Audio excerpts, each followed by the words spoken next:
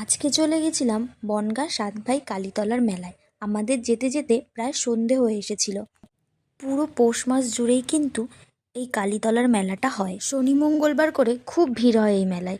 গিয়ে মাকে প্রণামটা সেরে পাশেই ধূপকাঠি মোমবাতি দেখিয়ে সোজা চলে গেছিলাম মেলার মধ্যে।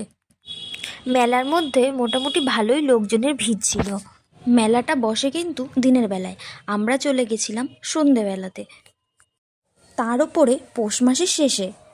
মেলার মধ্য থেকে নিজের প্রয়োজনীয় কিছু জিনিস কেনাকাটা করে নিয়ে সোজা চলে গেলাম কাঠের মেলার দিকে।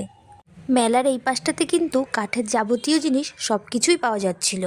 তারপরে চলে গেলাম ফুচকা আর ঘুগনির দোকানের দিকে। সেখানে গিয়ে একটু ফুচকা আর ঘুগনি খেয়ে আমরা বেরিয়ে পড়লাম মেলা থেকে। প্রচণ্ড ঠান্ডা পড়ছিল, তাই কান আর মুখটাকে ভালো করে ঢেকে নিয়ে চললাম বাড়ির দিকে। ভিডিওটা ভালো লাগলে একটা লাইক করে দিও।